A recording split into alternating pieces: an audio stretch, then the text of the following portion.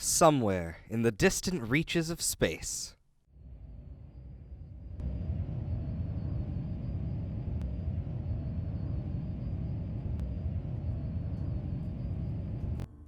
Surprise, bitch.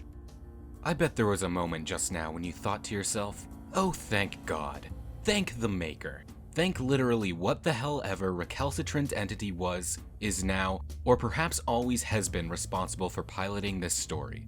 Whoever it is whose cataclysmic fingers hang suspended and quivering with anticipation somewhere beyond the curtain of the world, whose hunched form lurks forever in the shadows. Its work seemingly unimpeded by the very threat of a chronic lumbago, making no sound, giving no speech to thought, save for that fateful moment where first one elongated phalanx, and then another, crosses the threshold between thought and reality, when 10 declamatory digits, possessed for the moment of a zealous frenzy, reach down and set the air astir with the heart-rending, creative cacophony of an overly rambunctious mechanical keyboard. Whichever accursed species of demiurgic figure that is, you thought. Let's just thank the ever-living fuck that this time they decided to call it a night and get out the drawing tablet instead. Finally, the story is back on the rails. Maybe we can get back to what things were like in the good old days, where boys were brave, girls were guileful, authors were alliterative, and in various dubious states of non-undouble death. And this comic made at least a little bit of sense to more or less everybody. No more dealing with narrators, unreliable or not. No more embittered scrimmages over the bounding metafictional reality within which everything transpires.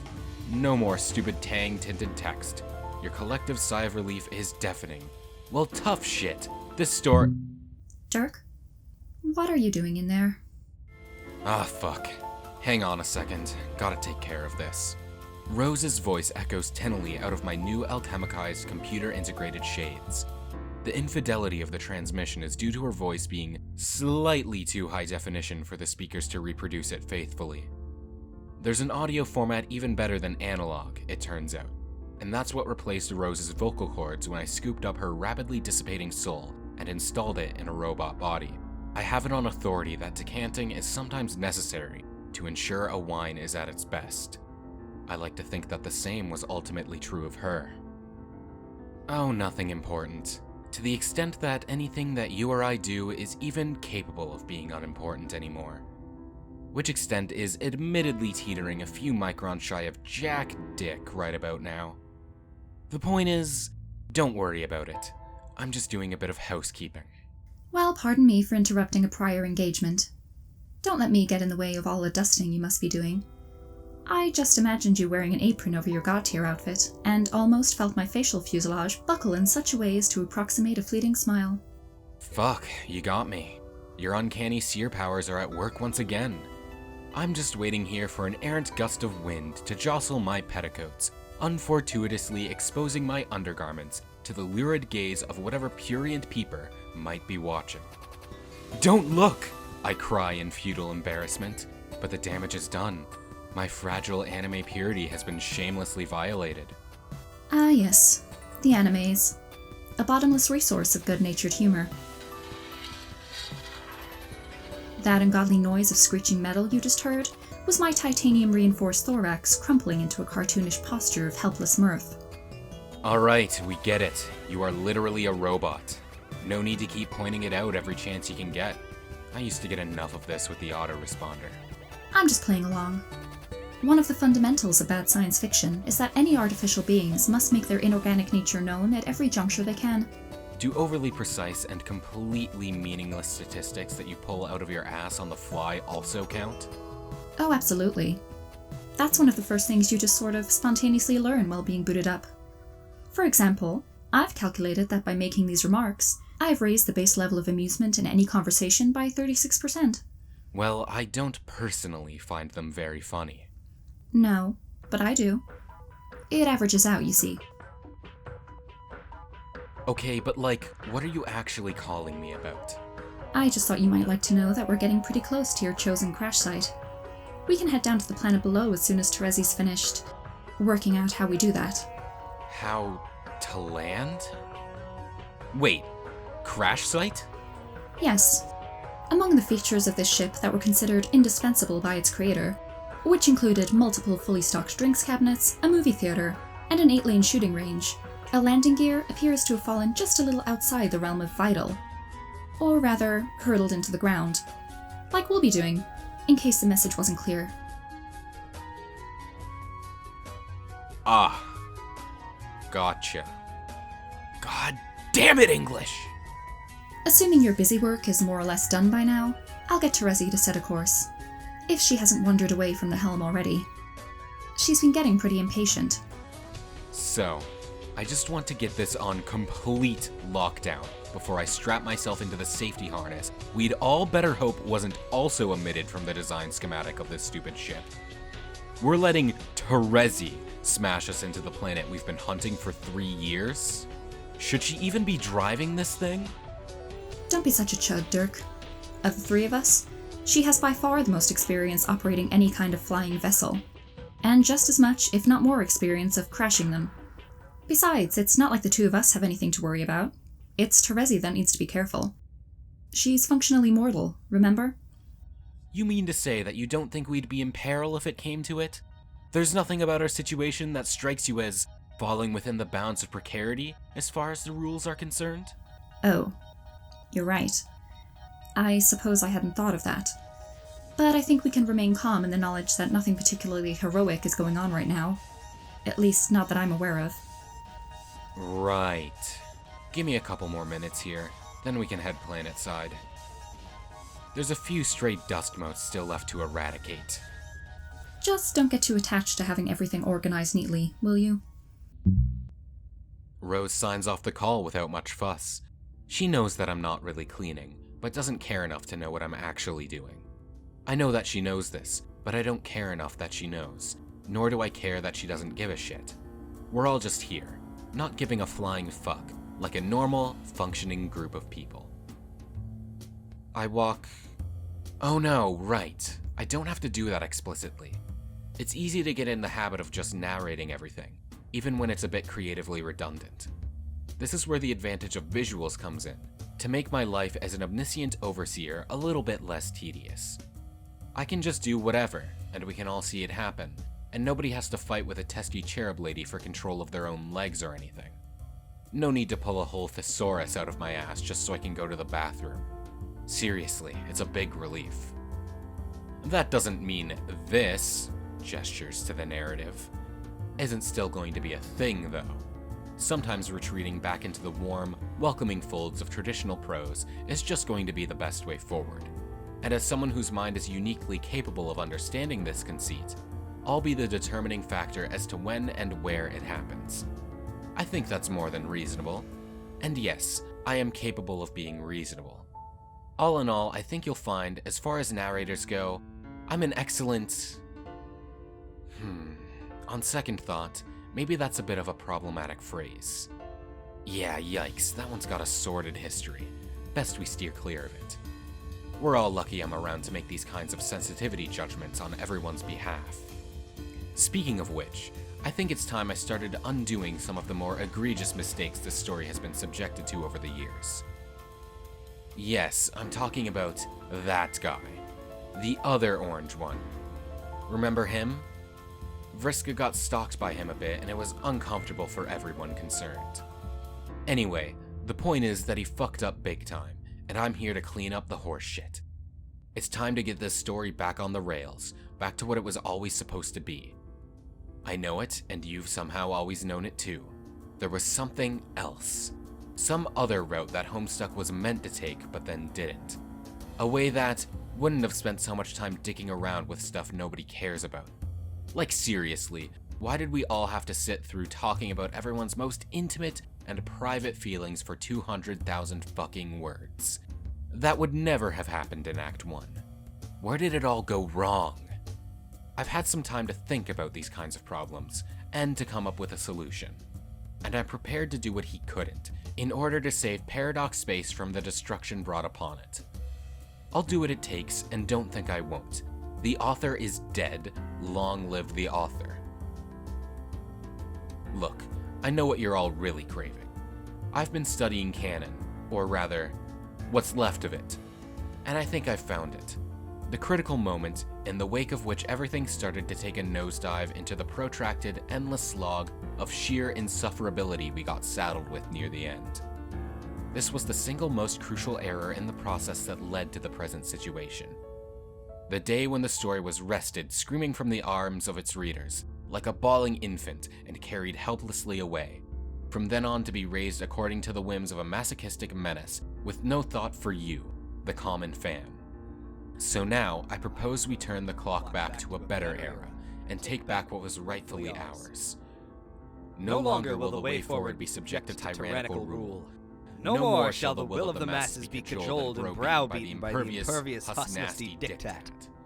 Never again will we have to endure the terrible beating of wings as the great moth of titillation arrests the humors of an enormous, terrible old beggar, whose vulturous, leathery vice grip holds us close and whispers, "I know best," in the dead of night. It's time. My name is Dirk Strider. What will I do? Suggest commands in the box above. Okay, that's enough. Dirk. Commune. Channeling my full potential as an ascended player of the heart, I expand my consciousness to commune with the boundless force of collective willpower that is, the internet. My mind floods with its divine potency, a million formless cries coalescing into a sequence of discrete, formal instructions. It is a maelstrom as chaotic as it is deafening. And yet, from this formless, uninterrupted spate of hard, unembellished data, a single suggestion takes form, as if bubbling up from a vast, infinite ocean of possibility. It is a whispered prayer to a compassionate God whose ear attends faithfully the will of his believers. Okay, let's see what you chucklefucks came up with.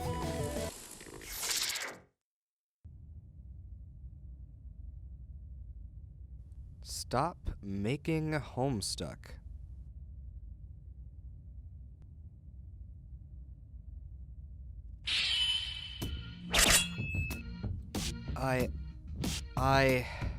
You know what? You've convinced me. There's no way I'm fucking with this shit. I'm nobody's puppet, of course, but this is going to be a little fun we had together. A callback to simpler times. I just wanted to play a game, and you were going to be a part of it. That submission box was my olive branch, dipped tentatively and at arm's length into the trash furnace of creative potential known as online. But I should have known better. People think you can run a story like this? This must be just about the stupidest idea anyone has ever come up with. I'll just have to make up the commands myself from here on out. Seemed to work okay for the other guy. Dirk, examine room. See? That wasn't difficult. Seriously, what's wrong with you people? This is my private study on board the Theseus, a light-speed-capable vessel built for tearing around the cosmos like there's no tomorrow. This is where I keep all of my prized artifacts, canonical keepsakes, and other assorted objects of historical and/or artistic pertinence. Some of these items were really hard to come by, requiring very creative use of my full faculty as an ascended harp player. The rest was just stolen from my friends' houses when they weren't looking. It's nothing they'll miss, though. I also keep my flora of the succulent persuasion in here, so as I can keep an eye on them. Make sure nobody's eaten any. It's happened before.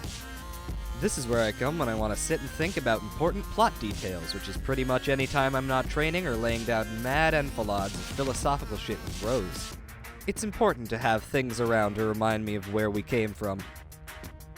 History, despite its wrenching pain, cannot be unlived, but if faced with courage, need not be lived again. Quote, Maya Angelou. The ship itself is being borrowed in perpetuity and has served as our home for the past 3 years. It wasn't originally called the Theseus, or anything else for that matter. The prior owner didn't think that kind of thing was worth the effort, but I know better. Speaking of names, I've been workshopping potential designations for the new planet, which we're apparently gonna crack the ship against like a bottle of champagne on the prow of a virgin steamer. Still need to talk it over with Rose, though. Dirk. Contemplate equine iconography. Beautiful, isn't it? A piece of this quality deserves nothing less than the pride of place in my private collection. Am I being sincere about that? Who the fuck can even say? A parting gift from an old flame. It was given to one of my splinters in a distant timeline before ending up in my possession via lots of complicated shit that I don't want to get into. This painting used to belong to one of the most powerful men in Earth's history, and now it belongs to one of the few people to ever hold him in the palm of their hand. It came with a note, which has since been misplaced, but I know the words by heart. Dear Dirk, in memory of our precious time together, when you look at it, think of me, and be reminded that while we breathe, we hope.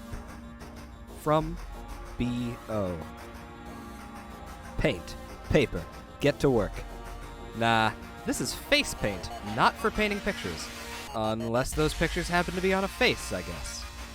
This set of paints and the charred remains of my horned headband are the only surviving relics of the first and last worldwide interspecies role-playing session we ever attempted on Earth-Z. Calliope got it into their head that dressing up in cosplay would be a fun community activity. Vantus had some very uncharitable things to say about the idea, and for once in his life, I think he was right. This thing was an unmitigated disaster from start to finish. A complete bloodbath. I had spent months perfecting my character. Countless late nights were devoted to scrupulously studying the intricacies of old Alternian culture. Every inch of my body was coated in cloying, meticulously sealed gray paint. Yes, even there, I know you were thinking it. It was the perfect troll sona. I was a high blood called... No. On second thoughts, let's not get into it. Some things are too painful to remember. Inspect delicious houseplants. 3 years is no small amount of time. While I spent a lot of it in pursuit of a greater understanding of combat and philosophy, that doesn't mean there wasn't room for life and love in the equation, too. Plants are basically the ideal friends. They don't constantly question your decisions or try and undermine your authority or suggest that perhaps you should try talking about your feelings every once in a while. Plants lie down and take it, metaphorically speaking. I've genetically engineered these succulents to make them more hardy in a low-gravity environment. They all got drastically discolored as a side effect, but frankly, they look better like this. The downside is that I'm not the only person who's taken a liking to them. And speaking of which, delicious houseplants? Oh, god damn it. You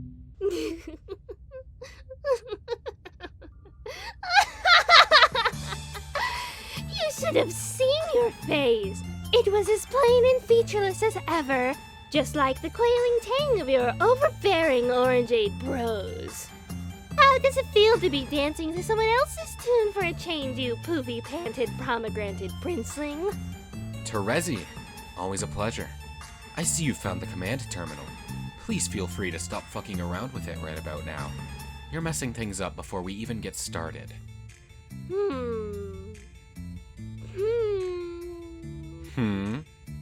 I wasn't finished. I've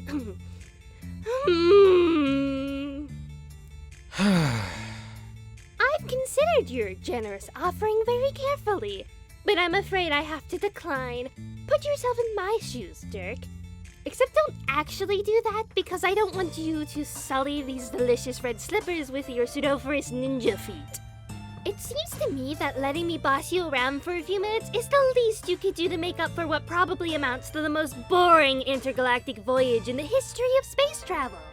And considering that one of my 2 prior experiences involved scouring the fractured, disintegrated corpses of Paradox Space for what felt like an eternity, it's not like there was much of a bar to clear.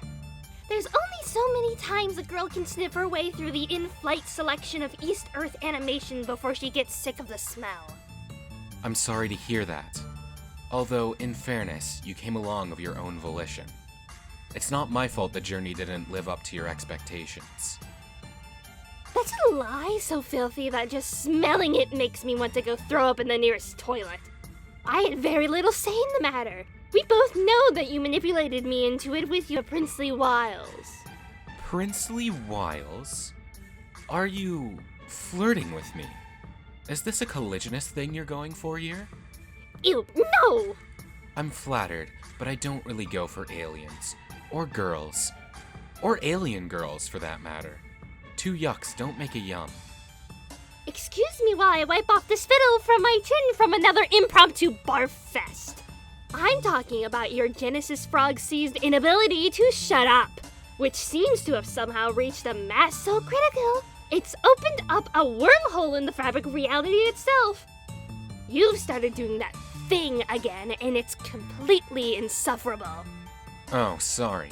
I forgot how easy it is for you to pick up on it. Imagine I'm standing right next to you, with a megaphone pressed snugly up against your infundibular oral protrusion. Now imagine that I proceed to drub you senseless with said megaphone, and then direct an apology at your slumped, twitching body through it. That is what whatever you're doing feels like. It's less that I can pick up on it, and more that it assaults my very consciousness. You have all the subtlety of a calling fork to the thoracic exoskeletal plateau, and it's hardly surprising that I can hear you so clearly. How do you mean? I just assumed it's because you're a seer. It seemed appropriate somehow that you'd be able to sense these kinds of things. Well, that's pretty obviously wrong, shit for specs. If it was because I'm a seer, then how come Rose doesn't know about it too? I mean, maybe she does, but if so, she's somehow putting on the best act I've ever seen. No, I'm pretty sure it's because of our aspects. What? Heart and mind? Mind and heart, yes. The two of us are opposites, right? And when it comes to aspects, opposing pairs effectively define each other on a fundamental level. Mind and heart, time and space, they're all two sides of the same coin. Or I guess 12 sides of the same 6 coins. Sounds complicated. Oh, fuck off. I know you're playing dumb to antagonize me. Well, I'm an antagonist now. That's what I do. Oh my god, get over yourself! I am begging you! What are you even doing right now? It's a bit hard to explain. If you're so bored, maybe you can help me out here. We can play a little game. I just need you to submit a few instructions into the terminal. Your wishes will be my command. So, you just want me to, dom you with this command station for a while? If you wanted to phrase it in a way most calculated to awaken the hair-trigger psychoanalytical instincts of my slime daughter, then yes, I suppose you could say that. Oh dear, let's not rouse the sleeping pride beast just yet. Motion fucking seconded. Look, I'm not asking for much, just a little light action to prepare us for the road ahead. Nothing too off the wall. You're a strange and funny girl, Terezi, but you're less likely than certain others to leave the equivalent of a steaming pile of horse manure in the submission box. Consider this little sum of executive power over my actions a planet-warming gift. Spend it wisely. Why, Mr. Strider, your generosity knows no bounds. But I'm afraid you can't have another command just yet. You haven't completed the one I already gave you. What? Looking at these plants? I already did that. Inspected them good and fucking proper. Look, they've gone bright pink from how hard I've been scrutinizing them. They all seem perfectly fine. Wait. Computer, enhance. Motherfucker. Okay, we can move on now. I'm not sure I can move on. Some betrayals are just too painful. We've both gotten over worse. Yeah, fair enough. What's that little table next to you? That's not really a command, but okay.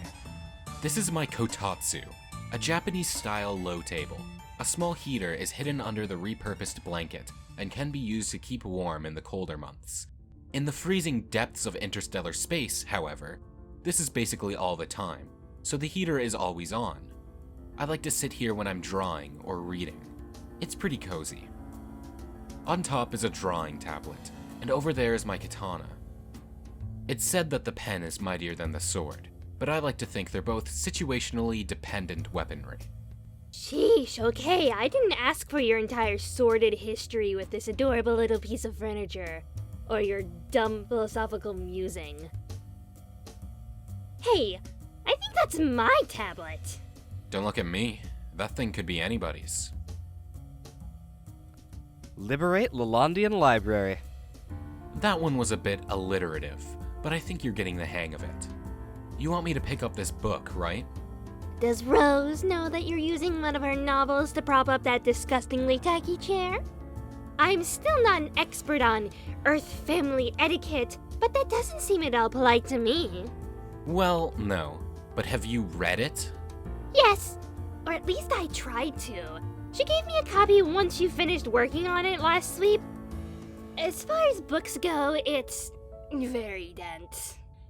Just dense enough to support the weight of some Baroque furniture, perhaps. God, even your silly book about horses is an easier read, and I had to get Rose to explain what half of it even meant, especially all those references to ancient Earth culture. I guess some of the magic is lost if you're not adequately boned the fuck up on several thousand years of human philosophy and, 4 dead languages, true? No, I meant the memes. Remember Long Cat Jane? Completely incomprehensible. I capsulog the book into my MSPA modus. Forget hash maps, Pictionary, or any of that shit. This thing is where it's at. Aw, what the hell? The chair was supposed to fall over. I'm not sure I understand. Why would it? The 4 legs are all touching the floor. Try not to think about it too hard. Scream like a wiggler and tidy your desk. Well, if you insist. Ugh, Dirk, you're not making this any fun at all. You were supposed to make a big deal out of not doing this one. Okay. Why? Because shut up is why. I don't know. Something told me that it would be the most appropriate course of action for you to take based on the instruction. Appropriate? Maybe that's not the right word. Maybe it was just a thing that seemed funniest in the moment. Like I was setting you up for a joke and you didn't deliver. I wouldn't say I didn't deliver exactly. It just wasn't the joke you were expecting it to be when you started telling it. Some of the best jokes are like that. For someone who claims to know a lot about jokes, you sure have continued to say basically nothing funny ever. I'm not even sure I can even imagine you smiling. Maybe your face would fall off if you tried. If so, it might just be the first funny thing that has ever happened to you. You know, I actually kind of resent the idea that I don't know how to loosen up or have fun. Basically, everyone thinks that about me, but they're wrong. It's just that the kind of fun I'm naturally predisposed to is rather intense. Not many really understand that when pleasure is taken seriously enough, it can easily mimic the appearance of business. Just as when irony is practiced with enough passion, it becomes indistinguishable from sincerity.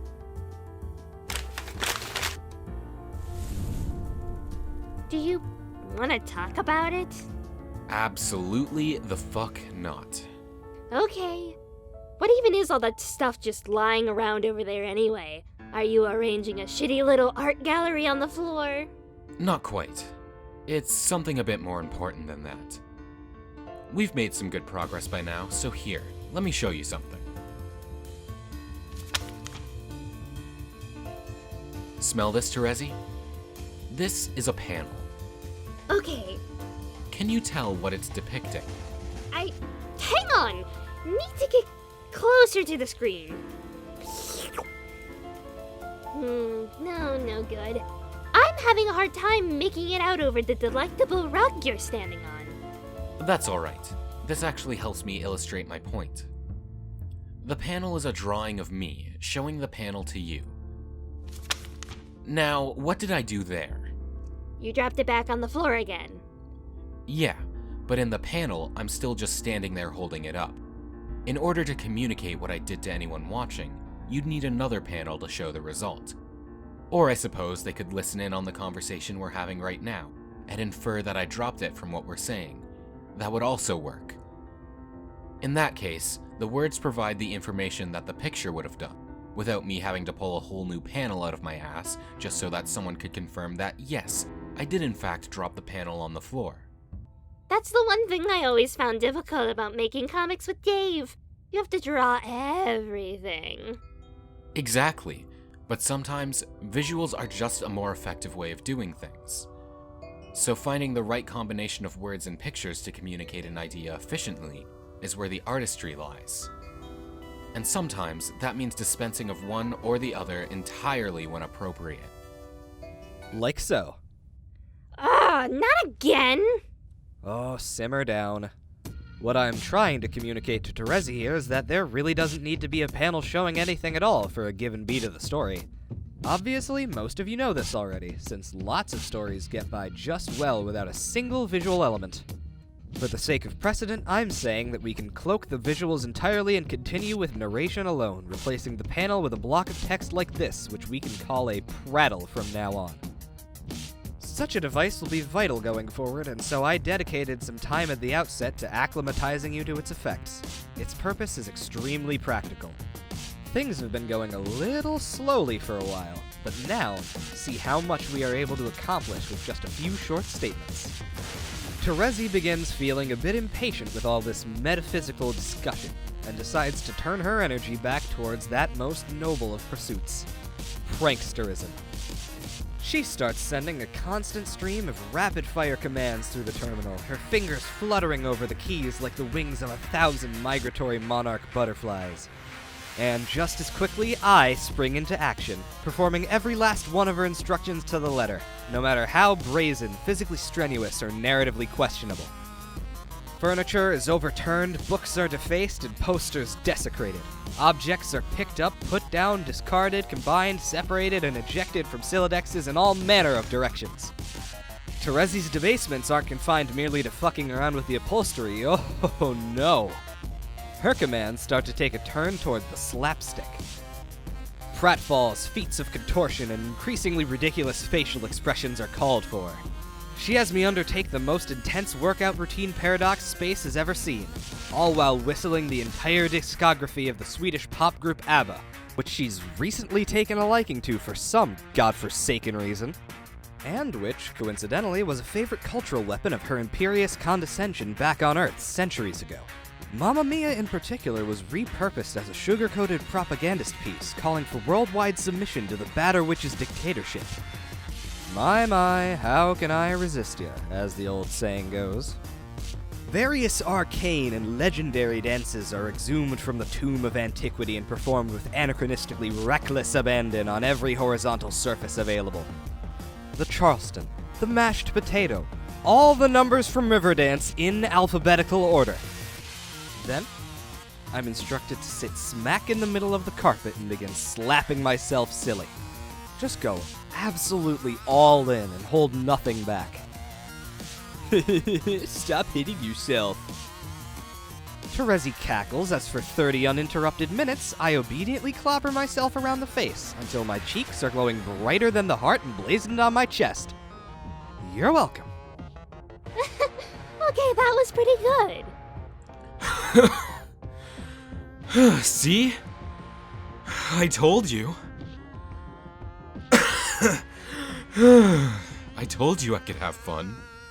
Yeah, you sure showed me, I guess. I'm glad I got to watch it all through this screen, too, since I would have never believed you actually did it otherwise.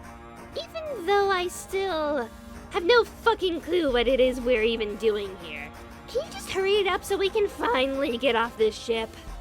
Come to think of it, maybe I could end this right now by typing the right command. I'd rather you didn't. That would be inelegant.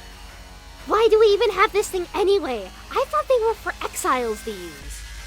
Well, normally, they are. And normally, those are the only people who would ever use them. A terminal's function is to act as a means of communication between two disparate parts of time. A passage through which information can travel that aids in such a loop's successful completion. And within the context of a game, that's all they're used for. But beyond that, they're a convenient and effective means of subtle psychic suggestion at a distance. It doesn't seem all that subtle to me. Well, no, it's not. At least, not for us right now. But that's because your presence as a guiding influence has been revealed. Earlier, when I hadn't realized you were there, it was more difficult to discern. I could have gone on for quite a while, not realizing the instructions were anything other than spontaneous ideas from my own imagination. If you hadn't gotten too greedy. What can I say? They're called succulents for a reason. And apparently, that reason is that they are delicious. No, I mean, you started being too obvious. Your personality bled through to an extent that was impossible to ignore, and so the spell was broken. But if someone with a lot of skill gave it a try, there's no reason why you couldn't keep providing commands indefinitely, with the commandee none the wiser. Well, on second thought, that sure sounds sinister as shit. In the wrong hands, maybe. But don't worry. It's just part of the plan. The evil plan? Evil is a very reductive word. I prefer to think of it as just a regular-ass plan. Is all of the other stuff in here part of the regular-ass plan, then? Something like that. There's a whole lot of junk. Wow.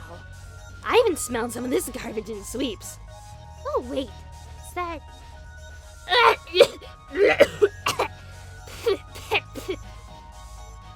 Ugh, everything in here is so dusty. That's what you get for nosing around in our secret storeroom.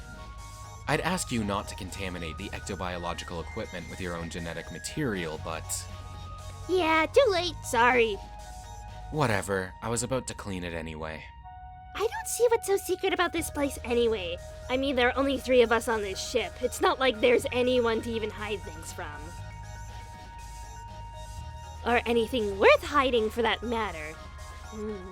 What's this thing over in the corner, beneath this big sheet thing? Don't look in there. Oh, shush, I'm only taking a peek. Terezi, listen to me. I'm just lifting up the cover a little ways. Terezi, please stop talking right now.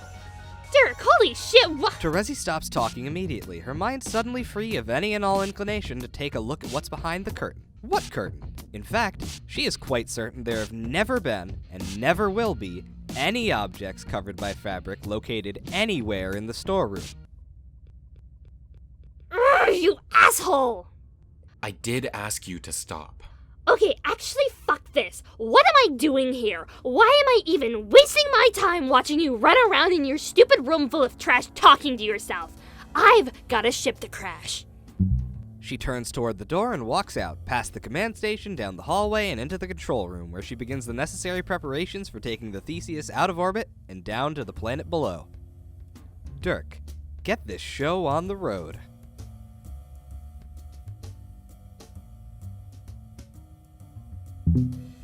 Tidying all finished? In a manner of speaking. I've given Terezi the all clear.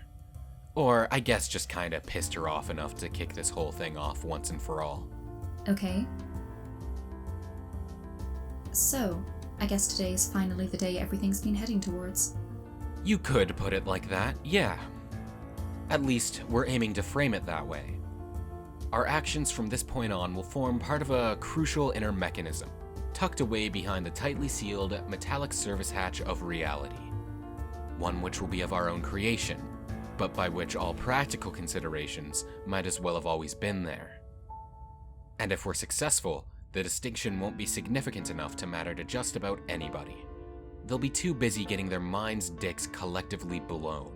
Would you say that we're imploring people to suck on this? Oh, absolutely. Get the hand-illuminated invitations ready on the fucking double.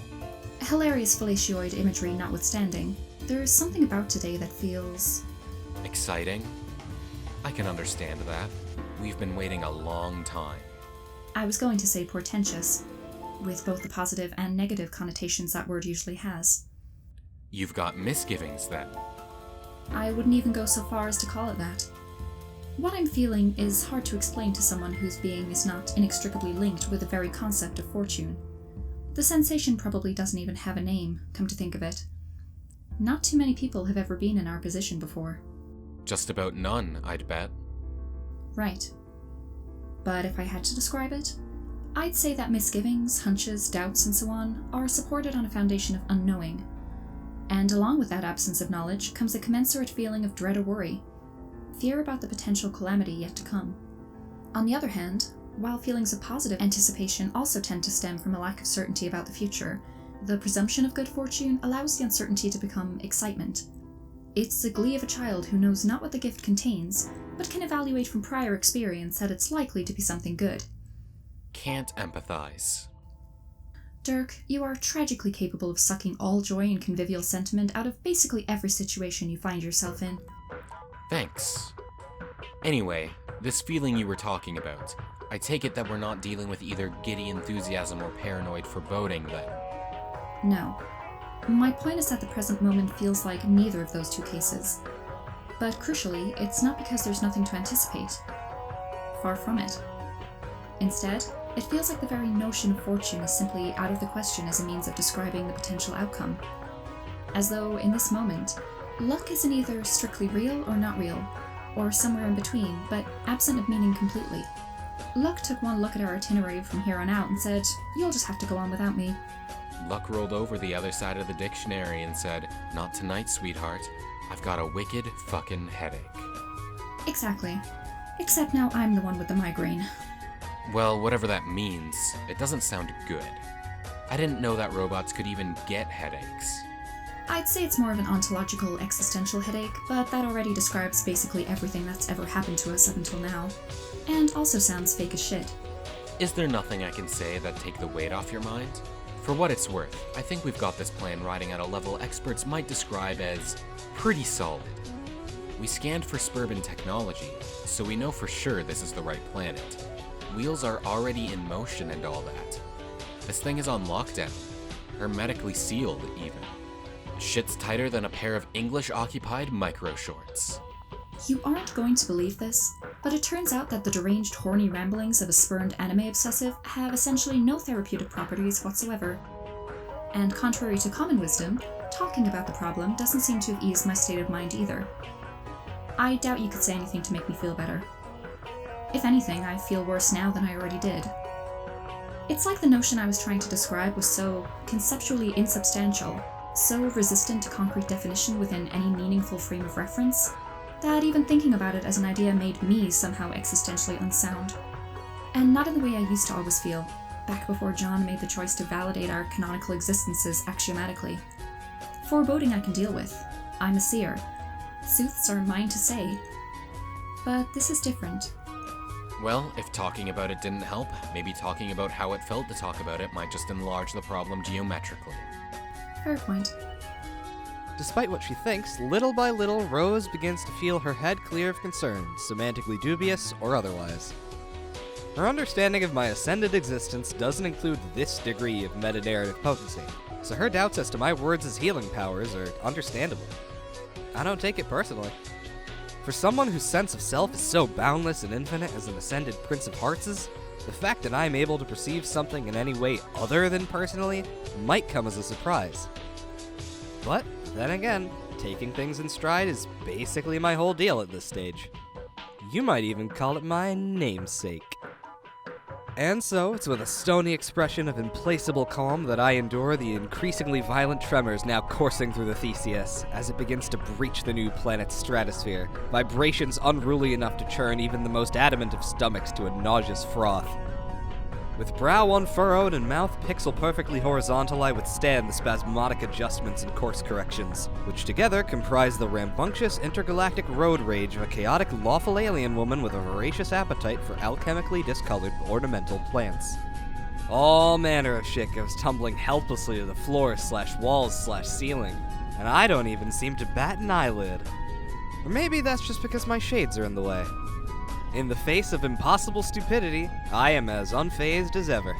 Because while the external world roils and heaves and shits itself like nothing else, there's one thing I can always count on. As you know, I have many splinters. So many, I used to find it overwhelming to contemplate them all. Depressing, actually. It was a feeling I could never escape from. The feeling that my sense of self was limitless. That I was forced to exist as a small facet of my own potential, while drowning in an ocean of my greater persona, and all the terrible things I was fully capable of. I was trapped as a limited version of myself who was still burdened by the concern for what it meant to be good, struggling to keep himself from drowning in an overwhelming body of potential which had no concern for human morality whatsoever. But that struggle finally ended a few years ago. My head isn't fighting to stay above the water anymore. There isn't even a metaphorical head to speak of. I'm only the water now. It's proven to be an immensely comforting way for me to exist. It reminds me of the feelings I had during long nights alone, looking out over the dark ocean which surrounded me. That ocean effectively raised me, because nothing else was around to do it. During those lonely nights, I spent many hours wondering what would happen. What would even be the difference if I jumped in and never came up? If I simply disappeared? But now, I finally have.